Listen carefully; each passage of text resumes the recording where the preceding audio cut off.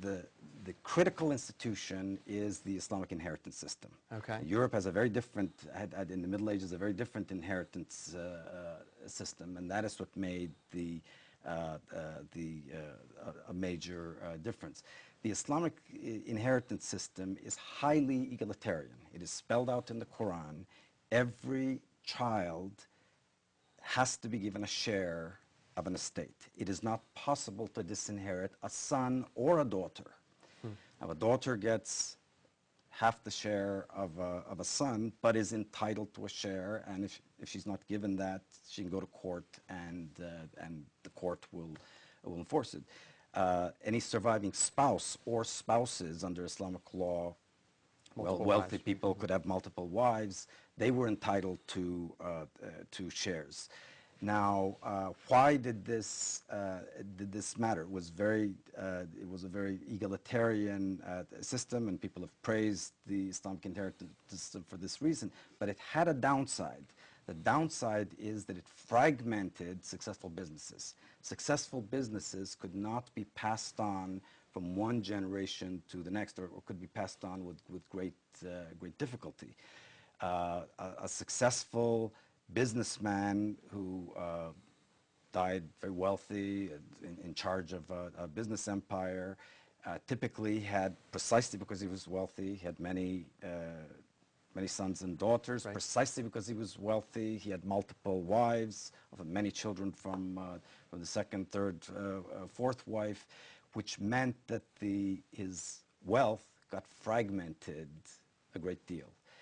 In theory, one could put this together, but it was, one could put it together after the assets had been split up. One could put them together, but it was very difficult. Some people inevitably wanted to go their own way, and that's why we find no examples in Middle Eastern history of dynasties, commercial dynasties, where the son continues, builds on what the business that the son, that the father had put together.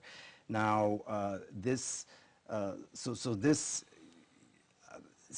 one reason why large businesses did not emerge. The second is, and this is more critical, because the inheritance system fragmented wealth, people had a disincentive to form large companies, because form large partnerships. If you and I form a partnership with 20 other people, chances are, and we expect it to last for a year, chances are that one person is going to get incapacitated, one person is going to die. If we keep the partnership very small and short-lived, then it's the chances of having to deal with the heirs of a person and facing this fragmentation, which can be very costly, is very low.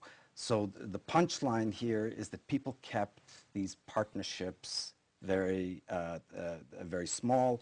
Small partnerships did not generate the coordination and communication problems that required Middle Easterners to develop more sophisticated organizations.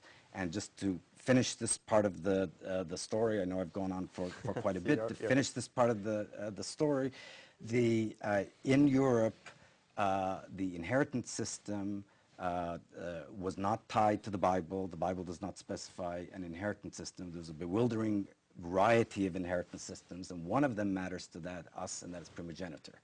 Under primogeniture, the estate goes to the oldest son. This is highly inegalitarian, very unfair to the second son, very unfair to the third son, certainly unfair to the daughters who are married off and don't get any share of the business. But it has one advantage, and that is that a successful business can be passed on to the older son.